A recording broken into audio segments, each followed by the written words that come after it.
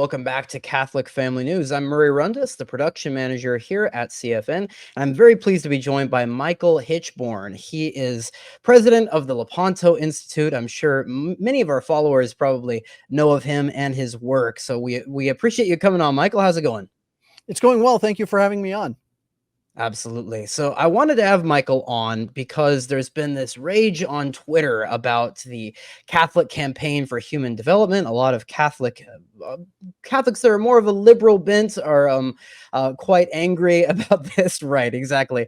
And so I wanted to really explain this issue. I must say, Michael, you've been at this for a long time. I remember you making videos with Taylor Marshall back in 2019 about the Catholic Campaign for Human Development. So this has been a long time coming. You've been at this for a while. And I wanted to have our listeners really refresh their memories about what this controversy is and what this is all about. So if we can begin, could you explain to our listeners what is the Catholic Campaign for Human Development, and more recently, what is the Catholic Relief Services organization that you and the Population Research Institute recently released a report on?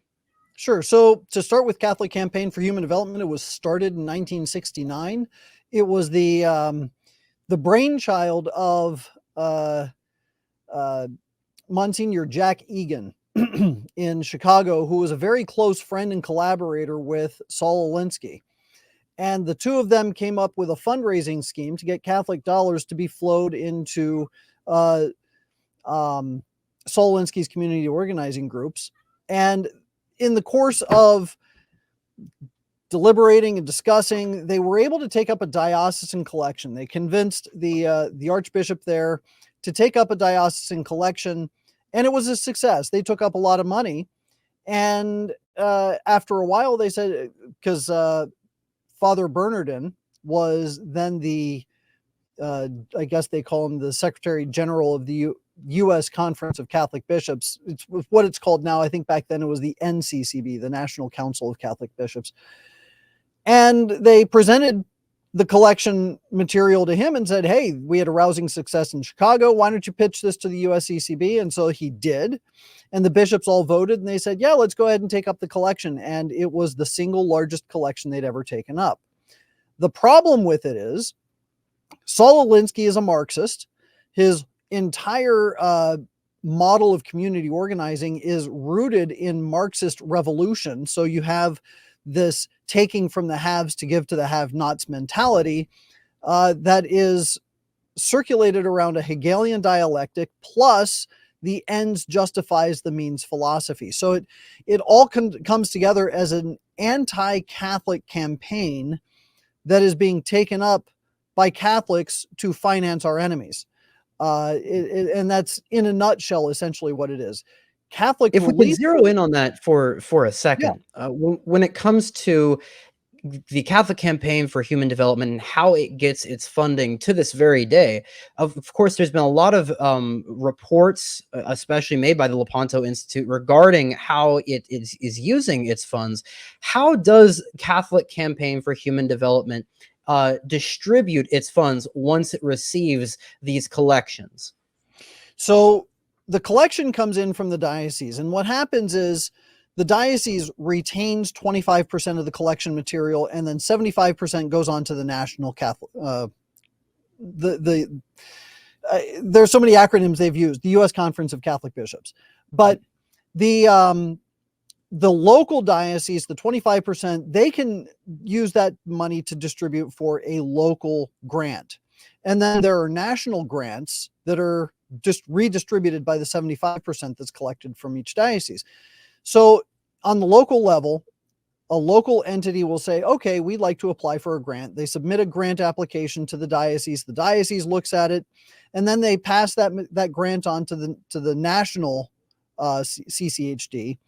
National looks at the grant material. They do their own investigation. Then they hand the grant back to the local diocese, and they either approve or deny the grant. And then the money is dispersed over a period of a year. And in your research into the Catholic Campaign for Human Development, as it currently stands, do you think that those funds, those grants, are being given to still being given to non-Catholic organizations or organizations that are opposed to the Catholic Church's teaching. Without any doubt. The last grants list that the CCHD has published is from 2021 to 2022, so it's two years old. We don't have any more recent information because they haven't released it, and of course, they just recently had a discussion as to whether they were even going to keep the CCHD or not.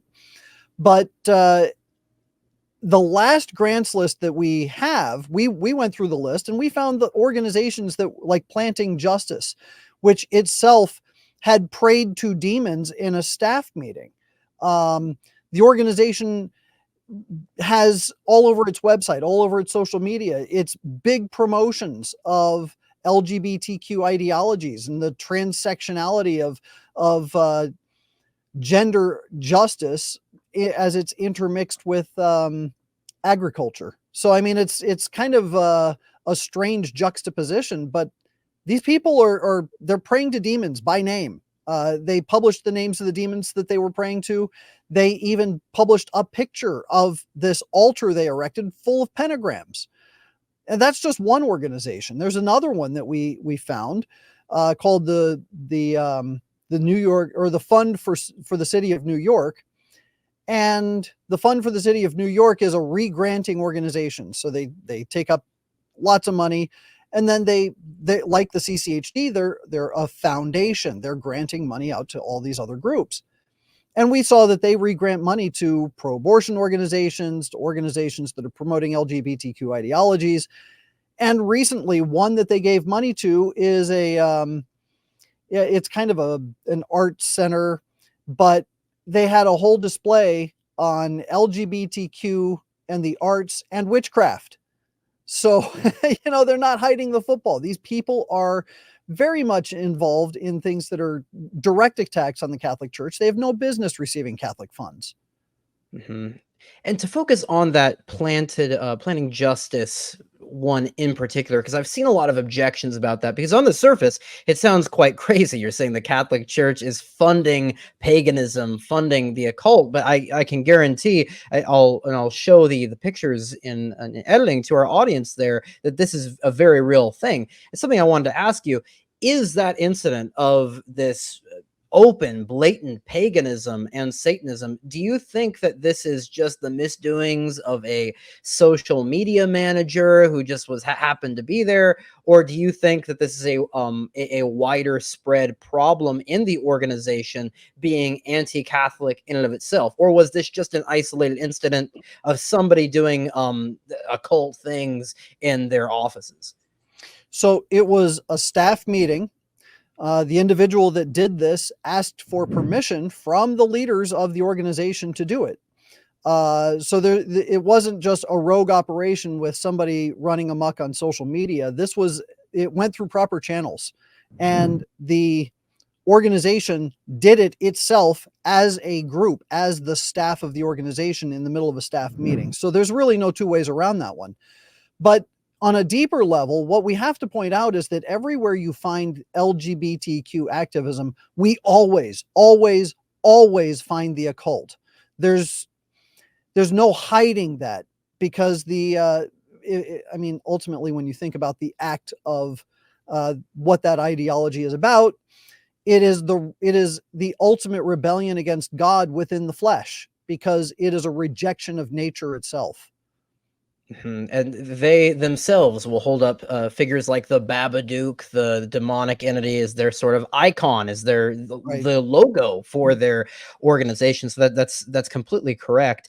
When it comes to the funding that the Catholic Campaign for Human Development gets, are they still getting funding from in the pews regular Catholics going to mass? If you have somebody just dumping money in a collection basket for one of the collections, is that money at risk to going to something like Planting Justice or one of these nefarious organizations? So every year the CCHD takes up a national collection in November, but various dioceses will sometimes roll that collection into different collections throughout the year, just because it fits their schedule better. I'm not entirely sure why they don't all take up the national collection at the same time, but some dioceses do take up a collection at different points in the year. So you have to be aware about this second collection. But the thing is, the CCHD collection is very specific. It's usually not rolled into anything else. Quite honestly, I would avoid giving to anything that goes to the USCCB anyway, because I've not seen anything worth funding at the USCCB on any level. So I would avoid giving anything to the USCCB just be out of principle. But the specific collection for the CCHD is usually announced as its own collection. From your knowledge, when it comes to the communities that used to be called Ecclesia Dei communities, Institute of Christ the King, Sovereign Priest, or Fraternity of St. Peter, are they forced to ask for that specific collection when the diocese tells them to? Is that something common in these even traditional-leaning traditionalist parishes? Unfortunately, it is the case. We are aware of various priests who have simply not put the envelope into the envelopes as they go around, or they don't announce the collection, and so nobody puts it in directly for that, and that's laudable. But they are, in many cases, obliged to take up an explicit collection for the CCHD, for Catholic Relief Services, and that kind of thing. It's really unfortunate, because, as you mentioned, there's terrible things that this money is being given to. When it comes to the objections that you've raised and these very serious allegations that are being brought up, or really just a demonstration of facts in many of these cases, have you received a response specifically regarding Catholic Campaign for Human Development at all from any diocese or from any organizers of the individual chapters of Catholic Campaign for Human Development? It depends. I mean, we have received some responses. I corresponded with Bishop Timothy Sr. last year, who is currently the chairman of the Catholic Campaign for Human Development. He, of course, didn't want to answer any questions or any concerns that I posed to him. His responses were 1 or 2 lines typically, until he finally closed all conversation to me.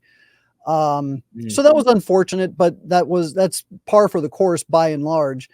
But early on, and my research into CCHD goes back to 2009.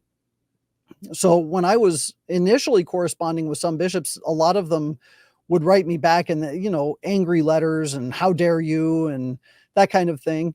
But we did, in one instance, and this is actually our latest article on CCHD, is about the Gamaliel Foundation. And what we discovered is that Gamaliel was a member of something called the Fair Immigration Reform Movement, which had taken a formal position in favor of same-sex marriage. We presented this information to various dioceses that were taking up the collection for Gamaliel groups, and the CCHD coordinator for the Diocese of Pittsburgh actually wrote us back and said, well, we looked into this, and it would be shocking and scandalous if it was true, but it's not true, because we talked to Gamaliel, and Gamaliel said that they actually severed, and this is in 2012, by the way, July of 2012. So this person wrote us back and said that Gamaliel told them that they had severed ties with Firm in May of 2010. So that's a year and a half, roughly. Or actually, it was almost 2 years from the time when we were corresponding. So I went back to Gamaliel's website and I started looking through, and I was trying to find whatever I could. I found a file cache on their website, and the file cache was labeled Gamaliel Firm Strategy Session 2011. So this is a full year after they had allegedly severed ties with Firm. During in those documents, we found that they were on the executive committee. We found that they were being identified as a point of contact with the starting date of December 9th, 2011, which is a year and 6 months after they had allegedly severed ties with Firm. We also found a Google Groups conversation It was a set of meeting minutes for a firm strategy session. It took place on December 9th, and they listed all the participants. Anna Garcia Ashley, the executive director for the Gamaliel Foundation, was identified as a participant. And during this session, they took nominations for members of the executive committee for the year 2012. And in that portion of the notes, they said the Gamaliel Foundation had been nominated to continue its membership as a member of the executive committee. So what all of this did was prove to us that the Gamaliel Foundation lied directly to the CCHD.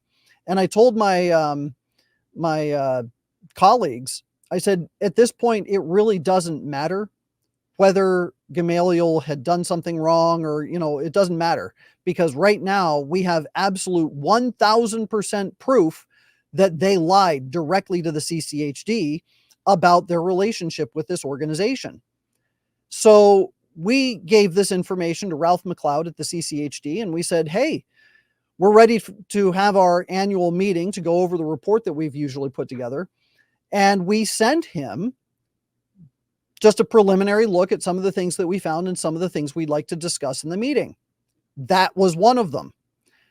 And 2 days before we were supposed to have our meeting, McLeod contacted us and said, we're not going to be meeting on the 14th as we had scheduled. We see no reason to meet at this time.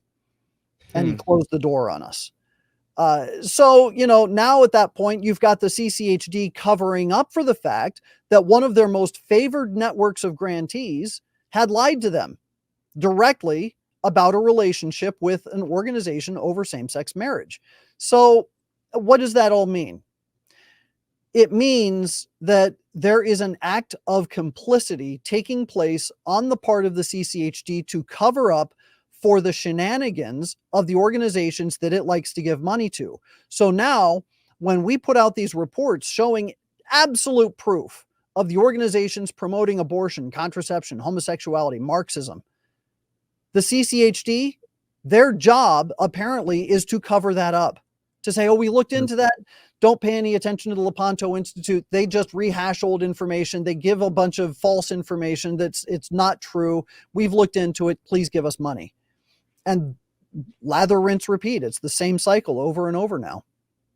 Goodness gracious. And that raises a different question, which I think just naturally follows from it, which is, why is this happening? Do you attribute this to incompetence on the part of the CCHD? Do you think that these people, just from your experience working with them and from what you've seen, do you think that they're intentionally trying to do this? Or is this a case of them being misinformed about maybe the Lepanto Institute or just the things involved in general? Do you have any idea as to why this is going on?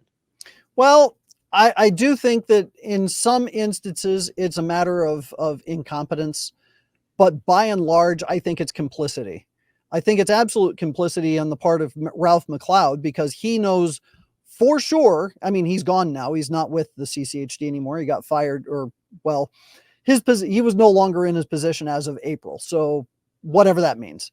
But when you look at the information that we have given to Ralph McLeod directly, deliberately, and walked him through all of the pieces of evidence one at a time, there's no way he doesn't know what we know. And there's no way he hasn't seen what we've seen.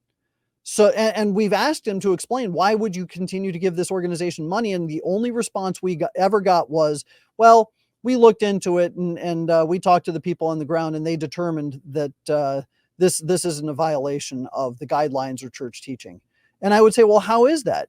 And he didn't have an answer. But the fact that he didn't have an answer and wouldn't share information with us tells me that he knew exactly what he was doing, and he was covering up for it. When it comes to some individual CCHD grantees, or I'm sorry, grant coordinators in different dioceses, there was one that we researched. There was an organization called the Tompkins County Workers Center, which they've been granting money to for a long time. They are full-blown socialists. They regularly, routinely collaborate with the Democratic Socialists of America. They have actually given accolades to Planned Parenthood. It's a terrible, terrible organization. And as I was diving into this group, one of the things that I discovered is that the Democratic Socialists of America had put on this big conference promoting socialism. And one of the participants was this particular CCHD coordinator. And she was participating in this big socialist conference with the Tompkins County Workers Center, and it was actually helped to be put together by the Tompkins County Workers Center. And I looked into her a little bit more deeply too, and I found that she had been very much in collaboration with this organization, the Tompkins County Workers Center. And there's no way that she doesn't know that they're socialists. And the fact that she participated in this socialist event tells me that she herself is probably a socialist. So she's a fellow traveler.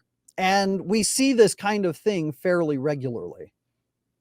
And understanding those connections, I think, are very important, just really to understand the modern crisis in general, but especially in this issue. Now, when it comes to a different organization, slightly shifting the topic, you and the Population Research Institute, whose president is Stephen Mosier, we had an interview with him on this channel recently. In a joint effort, you did over 100-page report on the Catholic Relief Services. And before we get into the details of that report and your own findings, what prompted you to research this organization in particular? Was there anything that was a tell saying maybe we should look into this? What was your reasoning? So my first look into CRS, excuse me, my first look into CRS was back in 2010. Mm-hmm. And it was after I got all this pushback from the bishops regarding the Campaign for Human Development. And the thing is, when I saw the pushback I was getting then, my initial response was, you're really pushing awfully hard for me to drop this. What else are you hiding? Was my first question. So I thought, well, why don't I take a look at CRS and see what they're up to? And I pulled up their tax form 990s and I looked at all the different organizations they were granting money to. And they were passing through very large grants, millions of dollars, to Care International, Save the Children, Adventist Relief Services, Population Services International, which was founded by a pornographer for the specific purpose of population control, by the way. But millions of dollars going to these organizations. And I was rather shocked. So I put together all this information. I was going to just go ahead and do a report, but I was told, no, you have to sit down with CRS and explain this to them. I said, okay. So I made a meeting with Bishop Gerald Kikanis of Tucson, Arizona. He was the chairman of the board of CRS at the time. I flew from Virginia all the way to see him in Tucson, Arizona. And I spent maybe 20 minutes in his office because he rushed me out as quickly as he could after he realized why I was there. But I showed him page after page of pieces of information that I had collected showing that, hey, CRS is involved in some pretty bad stuff. And they're giving money to really bad organizations. And he said, thank you so much. You know, we take this very seriously. We'll definitely look into it. And when your report's ready, please, I would very much like to see it before it gets published. And I said, you know, absolutely, happy to do so. Well, I came back and I put together a report on a completely separate issue. I hadn't finished the CRS report yet, but I was looking at something completely different. There was Jeffrey Sachs was very much involved with several roundtable associations of diocesan directors regarding social justice. And I saw Jeffrey Sachs, he had written a book called The End of Poverty, which was a population control blueprint. And as I was reading through the book, I realized, you know, just looking at who endorsed it and who's talking about it, and guess right there at the top, Ken Hackett, the chairman or the CEO of Catholic Relief Services, had given it a glowing review, despite the fact that it was pushing contraception. It was pushing population control, reducing fertility rates in order to elevate people from poverty. So I included a little 30-second snippet about that in my report, about just the fact that there are Catholics promoting Jeffrey Sachs. The next thing I know, every board member of the organization I was working for got a fax just screaming about the fact that Michael Hichborn is making it impossible for us to do the work that we do to help the poor, and he's attacking the church, and he's attacking good people, and da da da. And suddenly my project got yanked, just axed real quick. And so that was my first real look into CRS to see what was going on. Well, I've since dived even deeper into what CRS is up to, and the pushback is just monstrous. And the excuse making, I'll just give you one more anecdote. I was talking to a subsequent chairman, bishop chairman of CRS, and he said, look, everything that you've shown me tells me that there's a problem, but it's all old information. He said, you find me something new, find me something current. I said, okay. So I started looking, and I found a project in Madagascar that CRS was involved in, where they were setting up savings and loan communities. And the whole project was designed so that what CRS was doing was creating the financial mechanism for these clinical health volunteers that would go into the communities to sell contraception. That was the whole mechanism.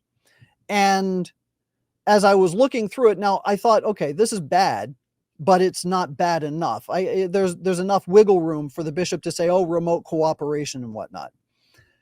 Well, I found a video that CRS had produced about this project. And in the video where they're explaining how the project worked, one of the clinical health volunteers goes into a clinic. The narrator is talking about how, the financial mechanism is set up. These clinical health volunteers, they help women with their women health issues and da da da da. And it goes on. It doesn't say anything about contraception. But in the clip that they used, this guy pulls out a box of something. And I kept looking at it, and I said, I want to know what that is. So I zoomed in as much as I could, and I saw that the word on it was confiance. So I looked it up. Confiance is the Pfizer product name for Depo-Provera, injectable contraception. And it was right there in a CRS produced video talking about what CRS is doing with these clinical health volunteers. The credits at the end said that it had CRS's copyright. It talked about how it was written, produced, filmed, narrated, everything, all the credits. They had at least 15 different credits from people that were from CRS, even people that had reviewed the video at CRS headquarters.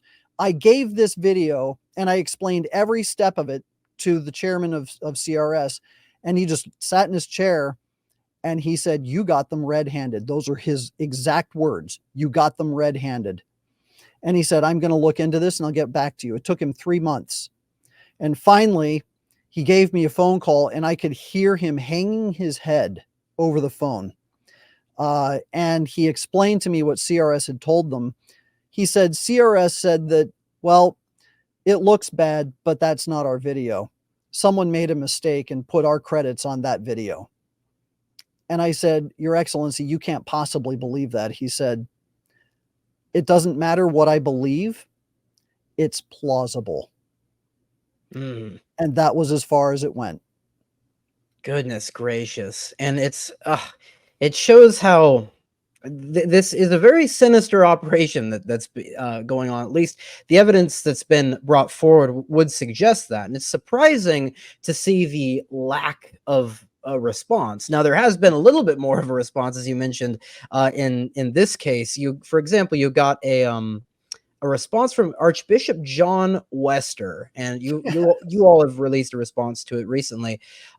His response was saying that, I'll quote him directly. He says, I can assure you that your findings on the ethical actions of CRS are in error. CRS has consistently sought the judgment of prominent, well-respected moral theologians in those activities that may have moral ramifications. And he goes on to say that he prays that you might gain the prudence to cease and desist.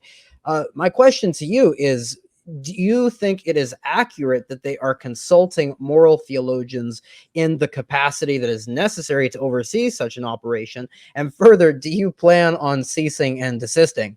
Yeah. So to answer the first question, I've actually met one of their moral theologians, and I can tell you that I was not only not impressed, but he gave an anecdote to try and explain why CRS doesn't evangelize, because that was one of my complaints. I said, part of the problem is CRS doesn't evangelize. They don't draw souls to Christ. And he said, oh, we evangelize. He said, but we just don't proselytize. And in order to explain what that meant, yeah, exactly. To explain what that meant, he said, I was once at one of Mother Teresa's hospitals, and, they have all sorts of patients there, people who are Hindu and Buddhist and Muslim. And, he said, they're not Catholic. But I was there in my capacity as a priest, and I walked on this one floor, and this Hindu was dying, and I went over and I sat with him and I held his hand as he died. And I kept waiting, and I said, so, Father, what did you do to try to save his soul? And he said, well, I sat there and I held his hand and I gave him comfort.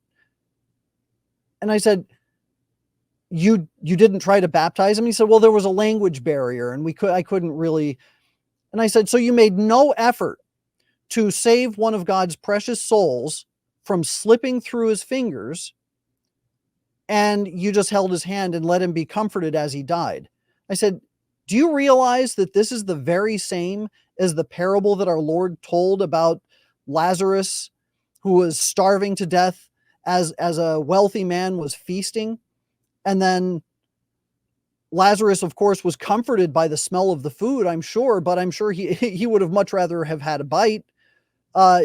You gave him nothing. You gave him the scent of the food, and that was it. And his response was, well, we'll just have to agree to disagree. So this is the caliber of the moral theologian that we got, at least when I was trying to meet with, or when I had met with CRS to talk about what was going on with them. But when they have these moral consultations, I can tell you also, they're not telling them everything. Those moral theologians don't have the entire scope of the project. They get what CRS's just minor carve-out involvement is with a bigger project. And as an example, this goes to the big report that we just put out. CRS implemented a USAID PEPFAR program called DREAMS. And the one of the highest goals of DREAMS is to increase the contraceptive prevalence rate of young girls, meaning not just using condoms, but using a contraceptive mix, condoms plus Depo-Provera, condoms plus an implant, or condoms plus the birth control pill. So they want to have as many layers of birth control as possible to prevent as many babies as possible. That's what DREAMS is all about. CRS has, in its own documentation, acknowledged, oh, we know about the contraception, but we're not doing that part. We're just doing this little carve-out section that helps to get people, malaria drugs and tuberculosis drugs and that kind of thing. What they're not telling people is that as the implementing leader of this project, they are responsible for the implementation of all phases, which means they have to make sure that there's an organization there who is providing the contraception and indoctrinating the women in what the contraceptive components are. CRS has to make sure that the people that they enroll in the program are aware of that aspect of the program and have access to them and know where to go if they need contraception.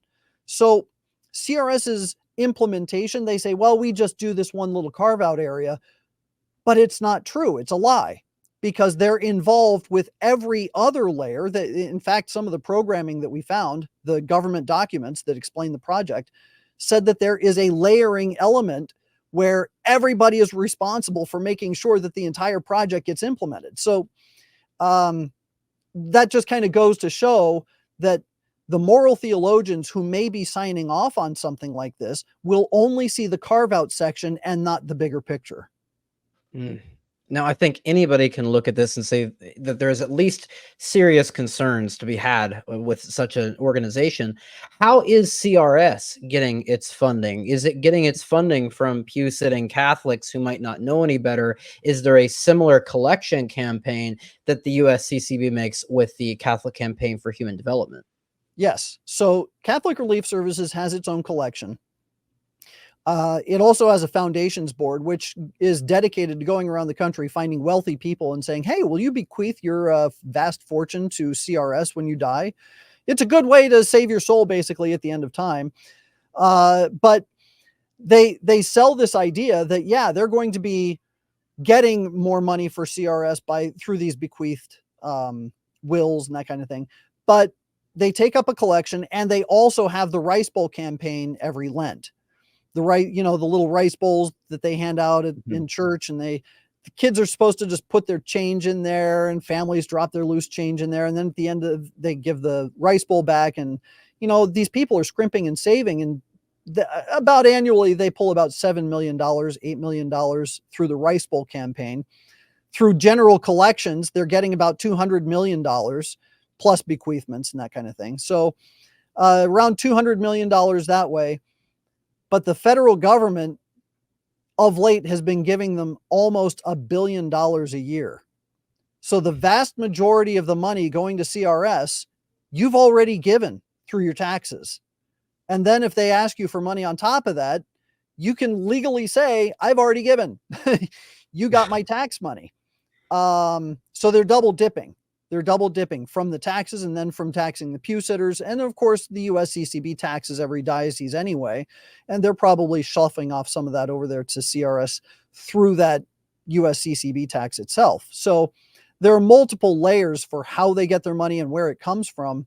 But at the end of the day, the bottom line is that, you want to see something disgusting, just look at their tax form 990s and realize, okay, their Rice Bowl collection, which is monies, pennies, dimes, dollars saved up by widows, poor people, little kids, as they put all this money in, $9 million. The top 8 people at CRS collectively pull in almost $3 million, a third of that. So, and they employ 5,000 people. So do the math. And this, for our audience, this should show that this is no insignificant issue. There's a lot of money at play. This is a big deal, and it deserves answers at the very least, which at the moment there really has been nothing except saying Lepanto Institute is bad. We've looked into this on our own. That doesn't suffice. At least I don't think that comes anywhere close to what is needed. I wanted to give you some objections I've seen to give you the opportunity to answer them. And it first comes with the Catholic Relief Services. I've seen people say, and I've read your report talking about how this is very prevalent, some of these major concerns in Zimbabwe, Lesotho, and Cameroon. And I've seen some people point out, they'll say, well, these are isolated incidents. If you expanded your search across the world to the other places where the CRS operates, you'll find that there is this is not happening on a widespread basis. What do you think about that objection? Well, first, I'll take it on 2 ways. First, let's assume that's true. Even if what they assert that this is an isolated incident is true, they still have to contend with the fact that what we are pointing to is also true. So that's a serious problem. You have to address the evidence as it is presented. You can't just say, well, what about the rest of the work they do? Okay, fine. It's like I told Bishop Kikanis. He looked at me as I was showing him all that information. He said, well, we do some good work. We do lots of good work. I said, Your Excellency, I didn't fly 3,000 miles to pat you on the back. So that's point number 1. Point number 2 is that we have found problems with CRS projects on every major continent that they operate. We have found problems in multiple countries in Africa. We have found problems in several countries in Asia. We have also found problems in Central and South America. So it's it's pretty obvious to us that this is not an isolated problem. In fact, if we want to expand it, Caritas, which is the umbrella group for all of the international aid and development agencies belonging to the Catholic Church, you've under Caritas, you've got, you know, Court Aid in the Netherlands, you've got KFOD in England, you've got Troker in Ireland, you've got Development and Peace in Canada. All of those are basically the same as CRS. They're just in different countries run by different bishops' conferences. Court Aid is literally partnered with Planned Parenthood to hand out contraception themselves. And that's on their own website. So, you know, we found the same thing with something going on in with the Caritas in was it the?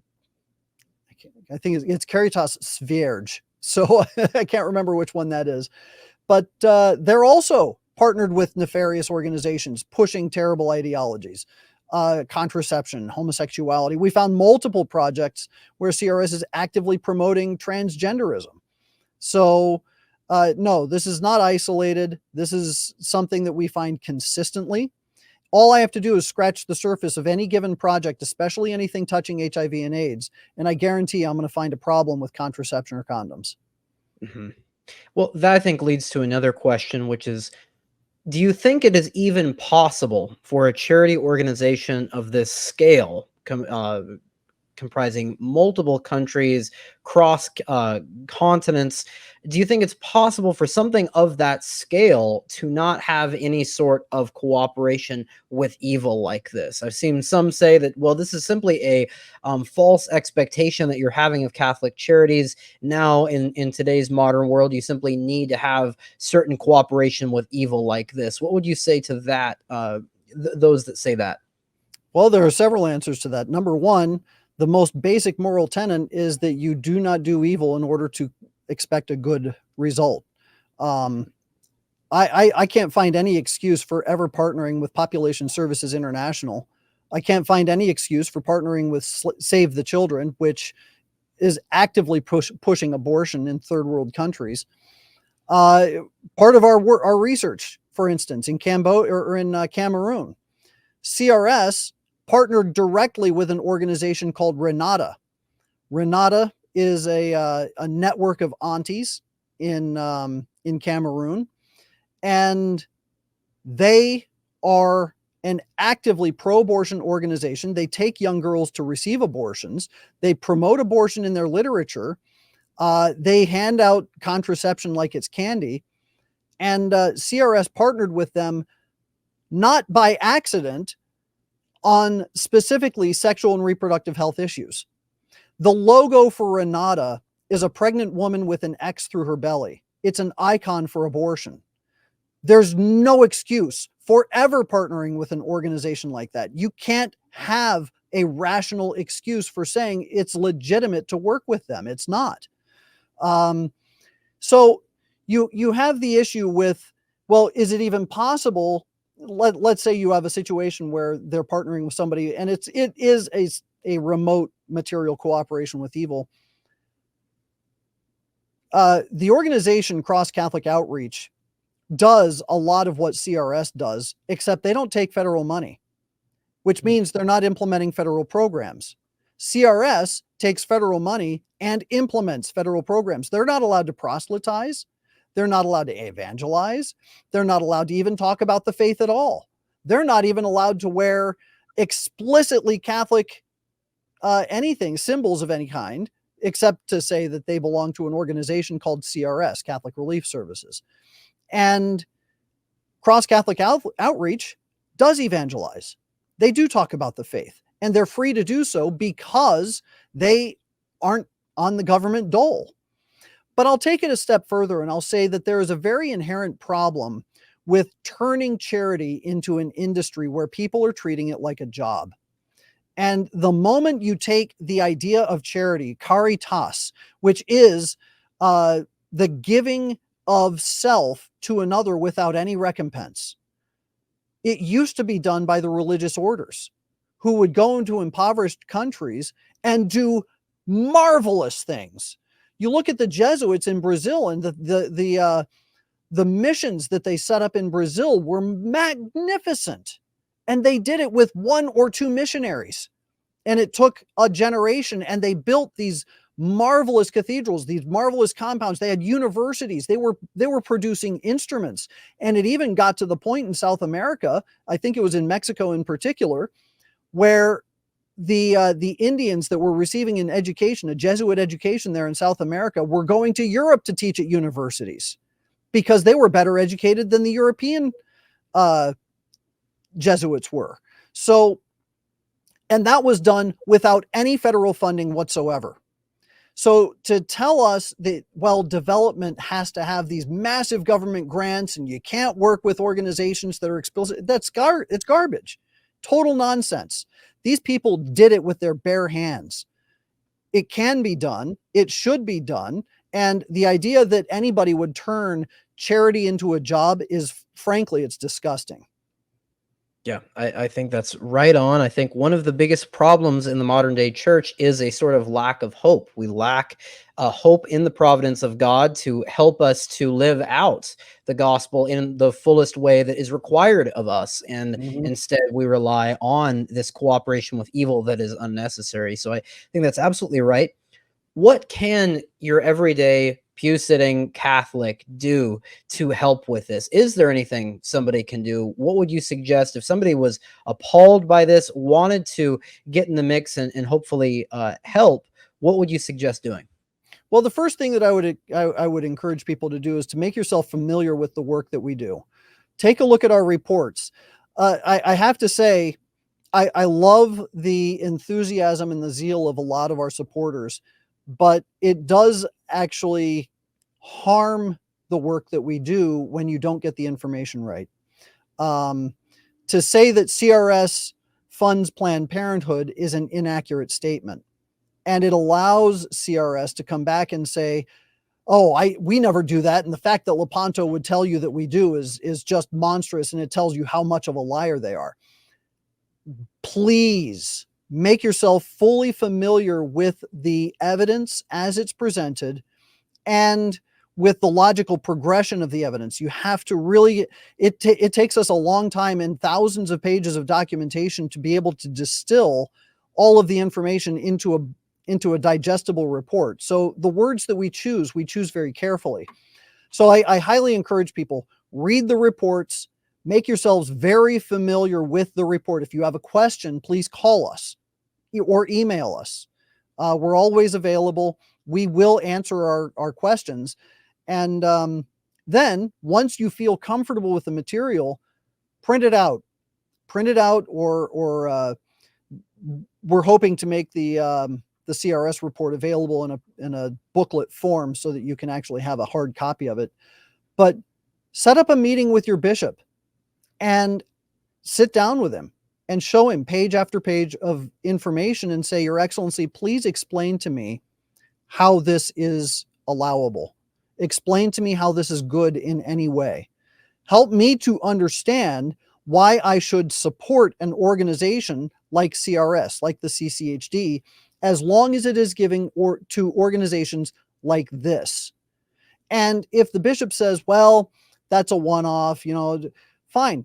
Show me CRS's apology.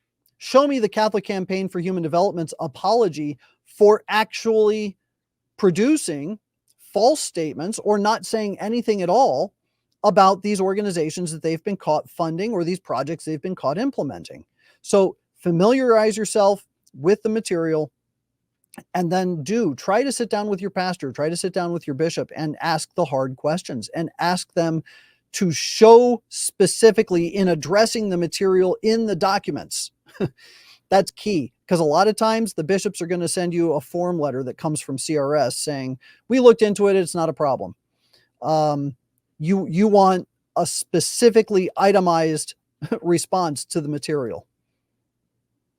That's all solid stuff there. And to anyone in a community that does have to go through these various collections to CCHD or CRS, this is important. They're taking your money, and so this is something Catholics should be aware of. And I think for really any Catholics, we don't want to take the black pill, as people say, and just be hopeless. But at the same time, being able to make connections, being able to see how causes are happening in the modern age is very helpful for us to be able to internalize and to understand what's going on around us, rather than just being hit with all of this information and not knowing what to do. So Michael, where can people go to find the Lepanto Institute and contact and support you all?